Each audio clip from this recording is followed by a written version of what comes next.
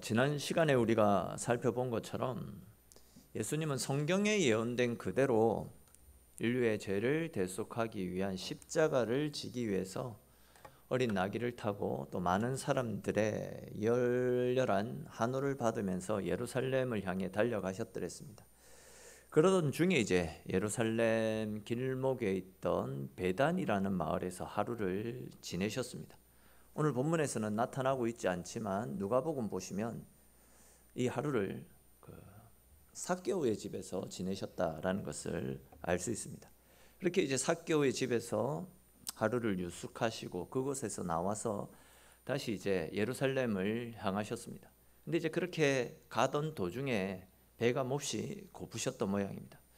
근데 이제 마침 길가에 무화과 나무가 있어가지고 그 나무에서 무화과 열매라도 하나 따먹을 수 있을까 생각하셨는데 그 나무에서 열매를 얻지 못하자 주님께서 그 무화과 나무를 가리키면서 이제부터 영원토록 열매를 맺지 못할 것이다 라고 저주하시는 장면이 오늘 말씀 가운데 나타납니다. 사실 우리는 이 말씀을 읽으면서 굉장히 의아한 부분들이 있을 거다 생각됩니다. 왜냐하면 열매가 뭡니까? 열매는 그 때가 있지 않습니까? 때가 되어야지만 맺히는 것인데 예수님은 아직 그 때가 되지 않은 나무를 가리키면서 저주를 하셨을까? 이런 생각이 드는 것이 사실입니다. 우리는 이 말씀을 보다 정확하게 이해하기 위해서 무화과 나무에 대해서 어느 정도 알고 있어야 됩니다. 다들 알고 계시듯이 이제 보통 모든 나무에서 열리는 열매는요, 잎이 납니다. 잎이 나고 나서 꽃이 피죠, 꽃. 그리고 이제 그 꽃이 벌레가 와서 수정을 하고 나면 그 꽃이 이제 열매로 바뀌게 되는 겁니다. 근데 이제 무화과 나무 같은 경우에는 달랐습니다. 무화과 나무는 꽃이 없었습니다. 그냥 잎사귀가 나면서 잎사귀와 함께 열매가 맺히는 겁니다. 또 이제 보통의 경우 6월, 7월 정도가 되면 먹을 수 있을 만큼 풍성하게 맺히지만 빠르면 한 4월 정도 되면 이제 어느 정도 먹을 수 있을 만큼의 크기의 열매가 맺히는 것이 보통입니다. 예수님이 지금 예루살렘으로 들어가고 있는 시기가 6월절 아닙니까? 6월절은 우리로 치면 4월입니다. 4월. 그러니까 이제 또 13절 말씀을 보십시오. 13절에 보시면 무화과 나무에 잎사귀가 있었다라는 것을 알 수 있지 않습니까? 멀리서 잎사귀 있는 이게 중요합니다. 잎사귀가 있었다라고 기록하고 있죠. 그러니까 이 상황들을 종합해서 말씀드리면 시기상 조금 이런 감은 있기는 있었지만 잎사귀가 열린 것으로 봐서 완전히 익지는 않았지만 어느 정도 먹을 수 있는 열매를 기대할 수도 있는 상황이었다라는 겁니다. 근데 이제 예수님께서 이 무화과 열매를 먹으려고 나무를 살펴봤더니 잎사귀는 있었는데 열매는 전혀 없었던 상황이었습니다. 이에 이제 예수님께서 그 나무를 저주하셨던 것이죠. 근데 사실 예수님은 지금 배가 고픈데 먹을 것이 없어가지고 그것 때문에 화가 나서 무화과 나무를 저주하신 것이 아닙니다. 예수님이 지금 무화과 나무를 저주하고 계시지만 실제로는 무화과 나무를 저주하셨던 것이 아니라 당시에 겉만 화려하고 무성했지 실제로는 빈 껍데기에 불과했던 이스라엘 백성들의 그 모습들, 열매 없는 겉만 풍성했던 이스라엘의 모습을 질책하고 계시는 겁니다. 지난 시간에 우리가 살펴본 것처럼 당시 예수님께서 예루살렘을 향해서 가고 있을 때에 많은 사람들이 자기의 겉옷을 벗어서 거리에 깔아주고 또 종려나무 가지를 꺾어가지고 거리에 깔고 그 가지를 흔들면서 예수님을 열렬히 맞았지만 그들은 모두 자기의 욕심과 자기의 기대를 충족시키기 위해서 예수님을 한호한 것이었지 진정한 믿음으로 메시아를 한호한 것이 아니다라고 말씀을 드렸더랬습니다. 즉 그렇게 예수님을 한호했던 그들의 겉모습과 달리 그들 속에는 그들의 욕심을 충족시키려고 했던 이기적이고 세상적인 욕망들로 가득 차 있었던 것이죠. 한마디로 이스라엘 백성들의 모습은 겉과 속이 완전히 달랐던 겁니다. 겉은 예수님을 환영하고 할애했는지 모르겠지만 속은 믿음이 없었다는 겁니다. 빈 껍데기 지나지 않았습니다. 특별히 이제 당시 이스라엘의 종교 지도자들은 더욱 심각했습니다. 오늘 본문과 병행 구절이 마태복음 21장 말씀해 보시면 이 장면과 함께 또 이제 예수님 지나가시자 아이들이 호산나 다윗의 자손을 외치면서 열렬히 환영합니다. 근데 그 주변에 있던 종교 지도자들은요, 예수님을 비웃고 조롱하고 멸시합니다. 그런 종교 지도자들을 향해서 예수님이 이 말씀을 하고 있는 거죠. 당시 종교 지도자들의 모습을 살펴보면 그들은 날마다 성전에 나아가서 제사를 드렸고 하루에 3번씩 정해진 시간에 맞춰서 하나님 앞에 기도하는 삶을 살았습니다. 즉 그들은 종교의식에 절대 빠지지 않았고 잘 참여함으로 제대로 된 신앙생활을 하고 있는 것처럼 보였지만 막상 그들의 실상은 그들의 중심에는 하나님이 없었더랬습니다. 하나님에 대한 사랑도 없었고 하나님에 대한 헌신도 없었고 은혜를 사모하는 마음은 전혀 없었습니다. 그냥 형식에 따라서 습관에 따라서 그냥 왔다 갔다 하는 것이 전부였습니다. 한마디로 그들의 모습은요, 잎은 무성했지만 열매가 없던 무화과 나무와 다를 바가 없었다라는 거죠.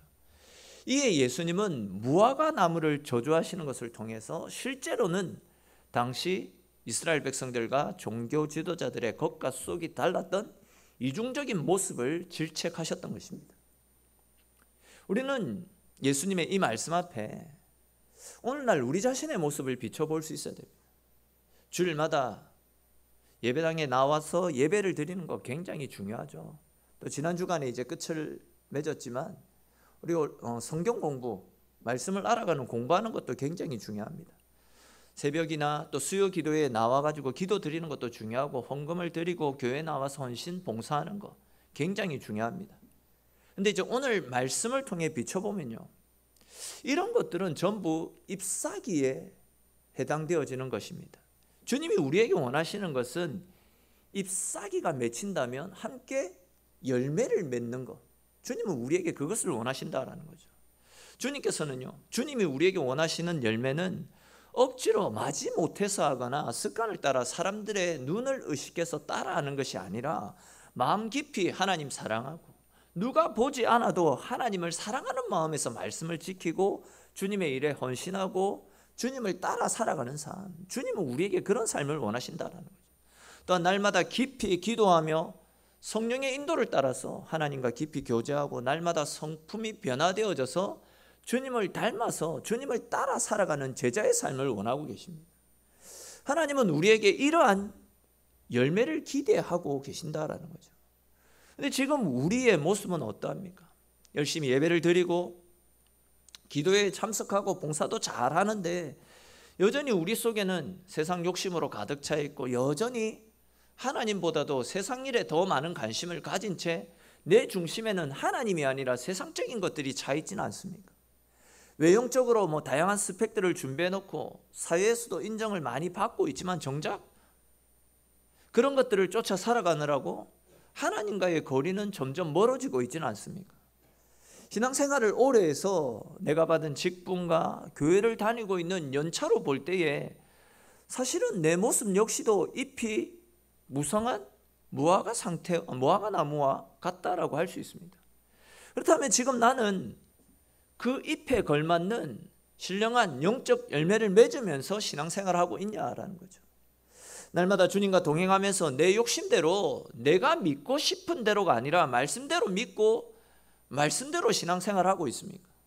주님이 여러분 우리에게 원하시는 모습은 잎이 무성한 모습이 아니라 잎이 무성한 모습만큼이나 열매를 맺어서 그 열매를 하나님 앞에 돌려드리는 거, 하나님은 우리에게 그런 삶을 원하고 계신다라는 거죠. 교회가 대형화되어지고 시설도 화려하게 꾸며지고 또 많은 성도들이 몰려오고 이런 것들이 중요한 것이 아닙니다. 그런 가운데에서도 생명이 없고 열매가 없으면 하나님이 임하시지 않습니다. 나중에도 잠시 언급하겠지만 당시 예루살렘 성전은요 굉장히 화려했습니다. 수많은 종교 지도자들이 그곳에서 일을 했고 또 수많은 사람들이 그곳으로 몰려와서 그곳에서 예배를 드렸지만 오순절 성령 강림 사건은요, 잎사귀만 그렇게 무성하고 열매가 없었던 예루살렘 성전에 임하셨던 것이 아닙니다. 다락방에 모여서 주님만을 간절히 기대하며 주님 오시기만을 간절히 소망하며 간절히 기도했던 120명의 성도들, 진짜 볼품 없었던 그 다락방에서 소수의 사람들이 마음을 들여서 하나님을 찾았을 때 하나님은 화려했던 예루살렘 성전이 아니라 초라했던, 그렇지만 하나님을 사랑하는 마음이 있었던 그곳에 성령으로 역사해 주시지 않았습니까? 여러분, 잎사귀가 풍성하게 맺히는 것, 그것이 중요한 것이 아닙니다. 혹 지금 현재 내 모습이 잎사귀만 무성한 채 열매는 맺지 못하고 있는 빈 껍데기의 그런 모습은 아닌지 우리 스스로를 돌아보시고 우리의 삶을 통해서 하나님 앞에 풍성한 열매를 올려드릴 수 있도록 내 삶을 하나님께 드리고 말씀 따라 살고 말씀을 실천하며 언제나 하나님과 가까이 하시는 저와 여러분들의 삶이 될 수 있기를 주님의 이름으로 축원합니다. 또 이제 이어지는 말씀을 계속 보시면 드디어 이제 예수님께서 예루살렘으로 입성을 하시는 장면이 나타납니다. 그리고 이제 예루살렘에 입성하신 예수님은 제일 먼저 성전으로 들어가셨더랬습니다. 그리고는 이제 성전 안에서 매매하는 사람들을 다 내쫓으시고 돈 바꾸는 사람들의 상가, 비둘기 파는 사람들의 의자를 다 둘러 엎으시는 것을 볼 수 있습니다. 그리고는 이제 오늘 본문 17절에 기록된 말씀처럼 내 집은 만민이 기도하는 집이라 칭함을 받아야 되는데 너희는 강도의 소굴을 만들었다라고 말씀하시면서 크게 화를 내시는 것을 볼 수 있습니다. 근데 여러분, 예수님께서 왜 이렇게 화를 내셨고 왜 하나님의 백성들을 향해서 이런 모진 말씀을 하신 것이겠습니까?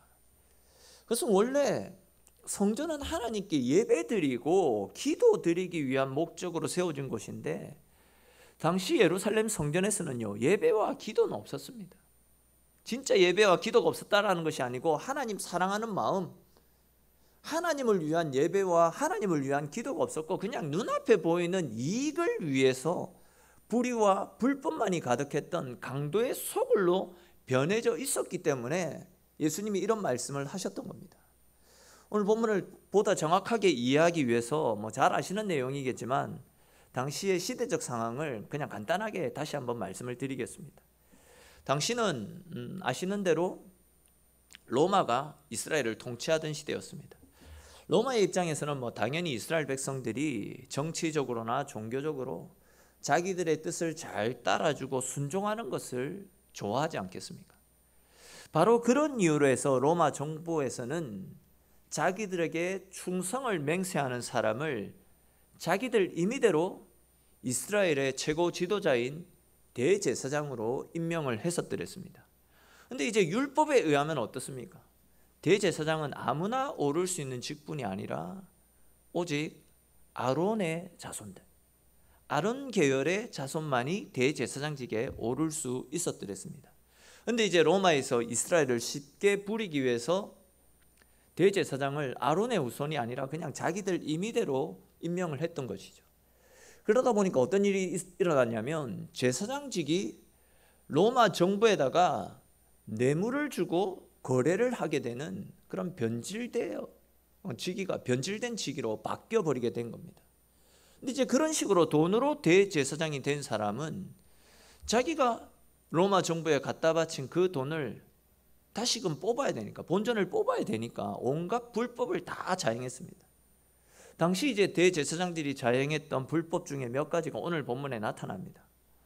원래 이스라엘 백성들은 하나님께 제사를 드릴 때 그냥 자기들 형편에 맞게끔 소나 양 또는 이제 비둘기 같은 짐승을 잡아서 제물로 바쳤잖아요. 근데 이제 문제는 사람들이 제사를 드리기 위해서 자기들이 집에서 키웠던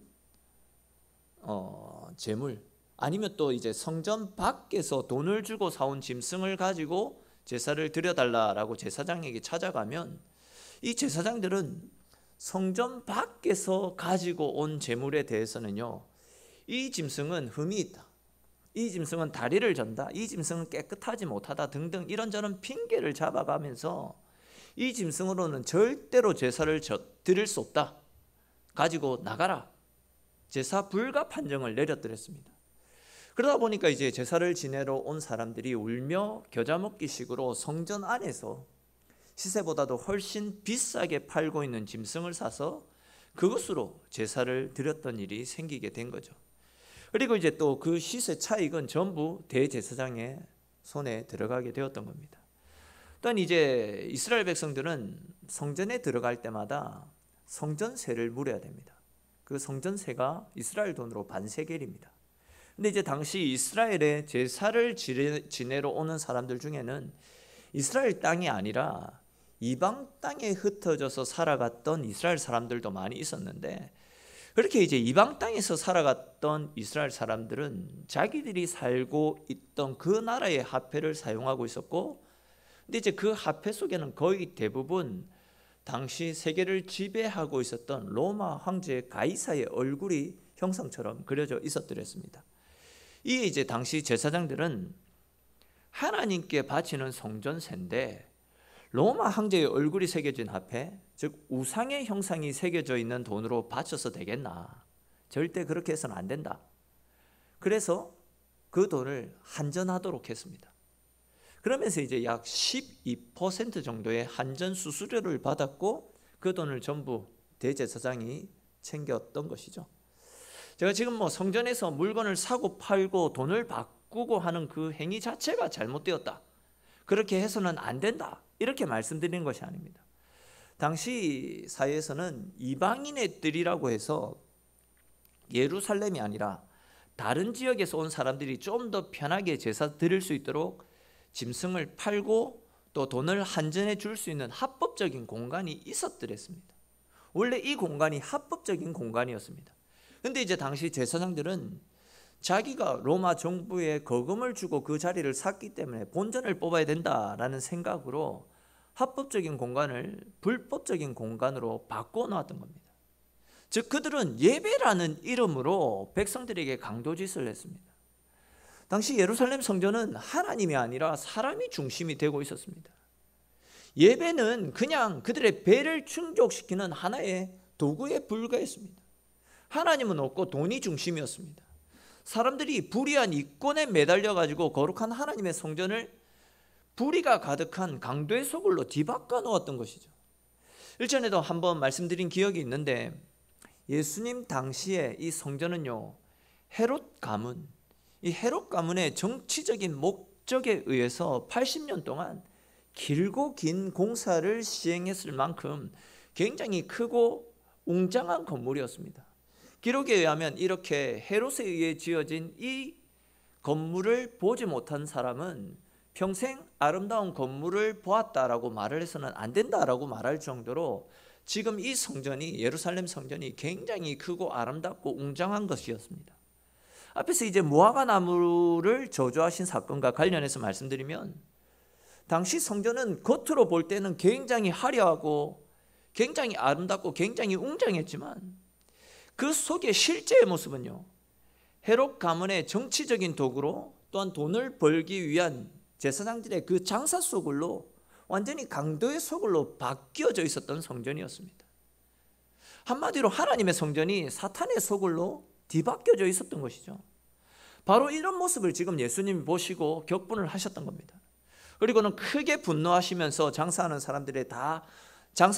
사람들의 상을 다 뒤엎으시고 장사치들을 다 내어 쫓으셨던 겁니다. 그러면서 이제 사람들을 향해서 이 성전은 내 집인데 너희가 왜 내 집을 장사치들의 소굴로, 도둑놈들의 소굴로 바꾸어 놨느냐? 하나님을 내쫓고 왜 너희가 주인이 되었느냐? 그렇게 책망하고 계시는 겁니다. 우리 오늘 보면 17절의 말씀 다시 한번 읽어보겠습니다. 17절입니다. 이에 가르쳐 이르시되 기록된 바 내 집은 만민이 기도하는 집이라 칭함을 받으리라고 하지 아니하였느냐? 너희는 강도의 소굴을 만들었도다 하매. 아멘. 무슨 말씀입니까? 하나님의 집, 하나님의 성전은 만민이 기도하는 집입니다. 기도를 통해서, 예배를 통해서 우리 가운데 있는 죄가 회복되어지고 우리의 영혼이 깨끗하게 되는 곳이 성전 아닙니까? 그런데 사람들은 자신의 탐욕과 이기심 때문에 성전에서 불법을 일으킵니다. 성전을 마치 도둑놈들의 소굴로 만들어 버렸다라는 겁니다. 성전에서 흘러나오는 은혜가 이들의 죄로 말미암아, 이들의 불의로 말미암아 완전히 가로막히게 되었던 겁니다. 우리는 이처럼 본래의 목적을 상실한 채 인간의 탐욕과 인간의 이기심으로 마치 강도의 소굴로 변해져 버린 이 성전, 즉 겉만 화려하고 겉만 웅장했지 속은 아무런 열매도 맺히지 못한 채 썩을 대로 썩어져 버렸던 당시 종교 지도자들을 향한 예수님의 책망의 말씀에 귀를 기울일 필요가 있습니다. 우리 이와 관련해서 고린도전서 3장 16절 말씀, 잘 아는 말씀이지만 같이 한번 읽어보도록 하겠습니다. 우리 고린도전서 3장 16절 말씀입니다. 너희는 너희가 하나님의 성전인 것과 하나님의 성령이 너희 안에 계시는 것을 알지 못하느냐. 아멘. 여러분, 무슨 말씀입니까? 하나님은 지금 우리를 향해서 우리가 곧 하나님의 성전이라고 말씀합니다. 우리 속에 하나님의 성령이 역사하고 계시다라고 이야기하고 있습니다. 이 말씀을 오늘 본문과 관련해서 생각해 보면 우리 몸은 하나님의 성령이 거하시는 거룩한 성전이기 때문에 우리의 삶 역시도 겉만 화려하게 꾸밀 것이 아니라 주님을 중심에 모시고 주님의 자녀답게 주님이 기뻐하시는 모습으로 올바른 예배, 올바른 기도 생활, 올바른 신앙 생활을 살아가야 된다는 겁니다. 우리 속에 주님 아닌 것들을 밀어내고 주님을 중심에 모시고 주님 중심의 삶을 살아가야 된다는 겁니다. 근데 여러분, 실제 우리의 삶의 모습을 가만히 한번 생각해 보십시오. 우리의 삶이 늘 언제나 하나님께 예배드리는 삶, 하나님 앞에 기도하며 하나님의 은혜를 갈망하며 하나님 중심의 삶을 살아가고 있습니까? 또한 이러한 삶을 통해서 내 삶의 은혜가 넘쳐나고 내게서 넘쳐나는 은혜와 사랑들을 다른 사람들에게 나누어 주는 그런 삶을 살아가고 있습니까? 한마디로 내 삶이 성전다운 삶을 살아가고 있느냐라는 겁니다. 우리는 우리 마음 중심에 계시는 하나님을 내 삶의 주인으로 모시고 그분을 위해서 예배드리고 내 생각과 내 지혜를 따라 사는 것이 아니라 하나님 주시는 지혜, 하나님의 말씀의 인도를 따라서 살아갈 수 있도록 날마다 기도하면서 하나님의 사랑과 생명을 유통시켜 나가는 구별된 삶을 살아가야 됨에도 불구하고요, 우리 역시도 가만히 살펴보면 제가 문제인 것 같아요. 저 역시도 하나님은 온데간데 없고 세상 재물이, 세상의 가치관이 우리 삶의 중심에 떡하니 자리 잡고 있습니다. 내 이기심만이 행행하고 내 만족, 내 유익, 내 욕심만이 판을 쳐서 성전된 우리의 삶을 완전히 더럽혀가고 있는 그런 삶을 살고 있지는 않습니까? 이런 모습은 내 집은 만민이 기도하는 집이라 일컬음을 받아야 되는데 너희는 왜 강도의 소굴을 만드느냐라고 책망 들었던 예수님 당시의 상황과 다를 바가 없는 겁니다. 사랑하는 성도 여러분, 우리는 성전입니다. 교회의 머리 되시는 예수님께서는 내 집은 기도하는 집이라고 딱 한마디로 정의하셨습니다. 내 집은 만민이 기도하는 집이다. 이 말씀을 거꾸로 뒤집어서 설명하면 기도가 죽으면 교회는 더 이상 교회가 아니다라는 거죠. 기도가 죽으면 더 이상 하나님의 집이라 말할 수 없다라는 그런 이야기 아니겠습니까? 교회라고 해서 다 교회가 아닙니다. 교회의 기도가 죽으면 교회는 교회가 아닙니다.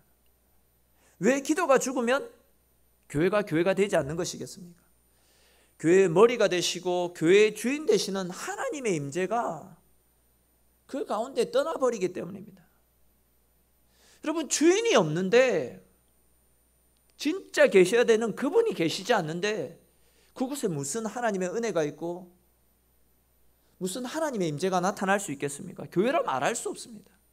이 모습이 바로 잎사귀만 가득하고 잎사귀만 풍성하고 열매 없는 그 무화과 나무와 다를 바 없는 모습 아니겠습니까? 사랑하는 성도 여러분, 성도들이 함께 모여서 간절히 기도하며 하나님을 찾을 때에 하나님께서 하늘 문을 여시고 우리에게 임재하여 주심을 믿으시기를 축원합니다. 우리 교회가 기도하는 교회가 되어지기를 축원합니다. 그리하여서 날마다 하나님의 임재가 풍성하게 임하시고 하나님께서 우리에게 베풀어 주시는 하늘의 은혜로 세워지는, 정말 하나님의 말씀대로 세워져가는 그런 교회가 우리 교회 되어지기를 주님의 이름으로 축원합니다. 사실 오늘날 교회 가운데 배운 사람들 너무 많이 있습니다. 시설도 좋고 좋은 프로그램들이 넘쳐납니다. 지역사회에서 일도 많이 하고요, 회의도 많이 하는데, 그런데 그런 우리의 모습과 달리 왜 교회가 세상의 조롱거리가 되고 능력이 없는 이유가 무엇입니까? 진짜 중요한 본질을 잃어버리기 때문 아닙니까? 교회가 기도의 능력을 상실했기 때문입니다. 기도하지 않고 우리가 가진 좋은 시설, 좋은 환경, 내 머리로만, 내 능력으로만, 내 재능으로만 일을 하려고 하고 있기 때문입니다. 교회가 말만 많고 은혜가 사라졌습니다. 사실 교회가 분열되고 시끄러운 것은 가만히 따지고 들어가 보면요, 우리가 기도를 하지 않기 때문입니다. 우리 속에 기도가 사라졌기 때문에, 하나님의 마음을 얻지 못하기 때문에 내 말이 앞서고 내 생각이 앞서고 내 뜻이 앞서기 때문에 분쟁이 일어나고 다툼이 일어나는 겁니다. 자주 말씀드렸던 부분이지만, 우리가 하나님께 기도드리면요, 큰 문제도 주님이 일해 주시기 때문에 작은 문제로 바뀌게 되는 겁니다. 그러나 기도하지 않으면 그 가운데 우리의 생각이 앞서고 우리의 생각 가운데 사탄이 역사하기 때문에 그 문제는 커질 수밖에 없는 것입니다. 2000년 전 예수님 시대나 지금이나 교회와 가정 또한 우리의 영혼과 우리의 삶이 살아나기 위해서는 다른 것이 없습니다. 기도하며 하나님의 도우심을 힘입고 기도하여서 내 생각이 아닌 하나님의 말씀을 따라 살아가게 될 때에 우리가 일어날 수 있고 힘을 얻을 수 있게 되는 것입니다. 여러분, 교회는 기도하는 하나님의 집이기 때문에 우리도 기도하는 교회로 우리 교회를 세워나갈 수 있어야 됩니다. 기도해야지 교회가 자라가고 기도해야지 교회가 거룩해질 수 있습니다. 기도를 통해서 교회를 깨끗하게 거룩하게 세워가게 될 때에 감히 사탄이 자리를 잡지 못하고 떠나게 될 줄로 믿으시기를 바랍니다. 여러분, 계속 말씀드리고 있지만 코로나로 인해서 전대미문의 최대 위기를 겪고 있다라고 이야기를 하고 있으면서도, 또한 개인적으로 가정적으로 교회적으로 위기의 때를 지나고 있다라고 이야기하면서도 기도하지 않고 염려와 걱정만 계속하고 있으면 어떻게 합니까? 우리는 위기의 때이기 때문에, 힘들고 어렵기 때문에, 앞이 보이지 않기 때문에 더 기도하고 더 하나님을 찾아야 되는 겁니다. 하나님은 위기의 때를 헤쳐나갈 수 있게 해달라고 간절히 기도하며 부르짖는 당신의 백성들의 그 간절한 부르짖음을 기뻐 받아주십니다. 그 기도 소리가 쌓이고 쌓이면요, 주님이 우리를 위기에서 건져주시고 하늘의 복으로 풍성하게 채워주실 뿐만이 아니라 우리 인생을 생명의 강가로, 실만한 물가로 날마다 좋은 곳으로 이끌어 주실 것입니다. 사실 목사가 숫자에 연연해서 좀 죄송한 부분이지만, 지금 우리 교회가 그 수요 기도회 시간에 보통 한 20명에서 25명 지금 모입니다. 코로나 시국을 지나면서 보통 한 20에서 25명 정도 모입니다. 근데 이제 지난주 사흘 전 수요일에 보니까 죄송하지만 32명이 모이더라고요. 지금 최근에 제일 많이 모인 게 32명입니다. 여러분, 우리 그런 모습이 아니었지 않습니까? 이전에 더 많이 모여서 더 기도하고 더 부르짖고 더 간절히 하나님을 찾지 않았습니까? 진짜 기도로 우리의 마음이 되살아나야 됩니다. 기도로 잠자고 있는 우리의 영성이 다시금 회복되어져야 됩니다. 32명 이것에 만족하고 많이 모였다, 이렇게 해서는 안 된다라는 겁니다. 바쁘기 때문에, 피곤하기 때문에, 일이 많기 때문에, 위기이기 때문에 우리 더 기도하고 더 주님의 도우심을 힘입어 살아가야 됩니다. 제 주변에 아는 목사님들과 또 이제 다른 교회 성도들을 만나보면요, 우리 교회를 보고 고신의 순복음 교회라고 그렇게 이야기들을 합니다. 무슨 이야기냐면, 그만큼 이제 우리 교회가 밖에 기도하는 교회로 소문이 많이 나 있다라는 겁니다. 근데 정작 우리는 기도하지 않습니다. 소문만 들으면 잎사귀는 굉장히 무성한데 열매 없는 무화과나무와 다를 바 없는, 지금 현재 우리의 현실이 그렇다라는 겁니다. 여러분, 수험생 부모님들, 취준생 부모님들, 자녀들 위해서 진짜 기도 많이 해야 됩니다. 얼마나 치열한 경쟁 속에서 자녀들 살고 있는데 내 힘으로, 자녀의 머리로 이 문제를 해결하려고 합니까? 기도의 자리에 나와가 기도해야 됩니다. 기업체의 리더들, 어떤 대표들, 그리고 작은 공동체지만, 작은 소그룹이지만 그 소그룹을 이끄는 리더의 자리에 있는 분들도 하나님의 지혜를 공급받아서 그 지혜로 그 자리를 섬길 수 있도록 기도의 자리에 나와가지고 기도해서 하나님의 힘으로 그 일들을 감당해 나가야 됩니다. 중요한 일들을 앞에 두고 있는 분들도, 염려와 걱정들이 쌓여 있는 분들도, 아니 모두가 예외 없이, 누구도 예외 없이 기도의 자리에 나와서 하나님의 집을 채워야 됩니다. 여러분, 기도 없이 살아갈 수 있는 사람은 그 어디에도 없습니다. 우리 모두가 다 기도가 필요하고, 지금은 특별히 더 기도로 이 위기를 헤쳐나가야 될 때가 아닙니까? 지금보다도 더 열정적으로 하나님 앞에 엎드려서 기도하고 하나님을 찾을 때에 막혀있는 우리의 모든 문제들이 해결해 주시는 하나님의 은혜를 공급받아서 우리의 어려움들이 해결되어지고 하늘의 큰 은혜를 누릴 수 있을 줄로 믿으시기를 바랍니다. 기도해야지만 그런 은혜를 누릴 수 있다는 거죠. 이제 마지막으로 이제 18절 말씀만 한번 보고 말씀을 맺겠습니다. 18절에 보시면 예수님께서 전하시던 말씀을 듣고 있던 대제사장 그리고 서기관들을 비롯한 이 지도자들이 예수님을 죽이려고 하는 모습이 나타납니다. 근데 여러분, 예수님을 왜 이들이 죽이려고 모의하고 있습니까? 18절 끝부분에 나타나고 있듯이 사람들이 예수님의 가르침을 듣고 놀랍게 여기고 있기 때문입니다. 조금 다르게 표현하면 사람들이 예수님의 말씀을 듣고 은혜 받았기 때문입니다. 다르게 표현하면 그들의 밥그릇이 예수님 때문에 날아갈까 봐 예수님을 죽이려고 모의하고 있다는 겁니다. 상황을 한번 보십시오. 지금 한쪽에서는 예수님이 하시는 행동, 그리고 예수님이 전파하시는 그 말씀을 듣고 굉장히 은혜 받고 있습니다. 근데 한쪽에서는 오히려 그 말씀 때문에 분이 여기고 마음속에 악한 생각을 품고 있는 상반된 모습을 보이고 있습니다. 지금 이렇게 예수님께 분을 품고 예수님을 죽이려고 모의하고 있는 이 종교 지도자들은 오늘날 우리로 치면요, 모태신앙에다가 목사의, 장로의, 권사의, 안수집사의 오랫동안 교회를 잘 다니고 11조의 교회 봉사의 종교적 행위에 있어서는 남들에게 절대 뒤처지지 않는 신실한 신앙인들일 수 있습니다. 근데 이제 그런 사람들도 어떻습니까? 기도하지 않으니까, 말씀을 듣지 않으니까 오히려 자기가 가지고 있는 힘으로 하나님이 하시는 일들을 대적하는 사탄의 졸개로 바뀌지 않습니까? 무슨 이야기입니까, 여러분? 기도하지 않는 목사, 기도하지 않는 장로, 기도하지 않는 권사와 집사, 기도하지 않는 사람들은 아무리 종교적 열심을 가지고 그들의 일을 하고 자리를 채운다 할지라도 하나님을 절대 기쁘시게 할 수 없다는 겁니다. 교회는 무엇보다도 본질에 충실해야 됩니다. 교회의 본질이 무엇입니까? 교회의 본질은 살아있는 하나님의 말씀이 선포되지고 그 말씀을 따라 날마다 기도하며 하나님과 호흡하는 겁니다. 우리가 받은 말씀을 가지고 기도를 통해서 하나님 주시는 힘을 가지고 세상에 나아가서 주의 복음을 선포하는 것, 그것이 교회의 본질 아닙니까? 그런데 하나님의 성전 속에 기도와 말씀은 그 어디에도 없고 세상의 화려한 것들을 다 동원해서 다 그 성전 안에다 다 가져다 넣어 보십시오. 말씀과 기도가 없는 성전, 하나님이 과연 그것을 기뻐하시겠습니까? 우리의 삶 역시도 마찬가지라는 겁니다.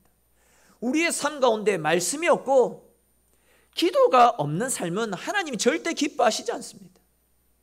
기도하지 않는 성도들, 하나님이 기뻐하시지 않는다라는 겁니다. 더 이상 하나님이 임재하시지 않는다라는 거죠. 하나님께서 내 삶에 임재해 주시지 않으면요, 아무리 화려한 것들로 내 인생을 풍성하게 채워놓는다 할지라도 내 삶 가운데 하나님 주시는 기쁨, 하나님으로 인한 영혼의 만족은 그 어디에서도 찾을 수가 없는 겁니다. 우리 속에 예수 그리스도가 임재해 계시고 그분이 내 삶 가운데 주인으로 계실 때에, 그때에 우리의 삶 가운데 참된 평안, 참된 안식이 찾아오게 되는 것입니다. 그런 삶을 살기 위해서 우리는 계속해서 하나님 말씀으로 우리의 삶을 채워야 되고 계속해서 기도하며 우리의 힘이 아닌 하나님의 힘을 공급받을 수 있어야 된다는 거죠. 사랑하는 성도 여러분, 다시금 우리의 기도가 회복되어지기를 축원합니다. 기도가 살아야지 우리의 영혼이 되살아날 수 있습니다. 우리 모두가 잎사귀만 무성한 빈 껍데기 신앙이 아니라 기도함을 통하여서 하나님의 힘과 하나님의 능력들을 공급받으시고 기도함을 통하여서 지금도 살아 역사하시는 하나님의 능력들을 날마다 경험하고 세상의 힘이 아니라, 세상이 주는 기쁨이 아니라 하나님 주시는 힘으로, 하나님 주시는 평안으로 날마다 우리의 삶이 풍성하게 채워져서 그 은혜들을 세상 가운데 나누기에 부족함이 없는 주님이 기뻐하시는 저와 여러분들의 삶이 될 수 있기를 주님의 이름으로 축원합니다.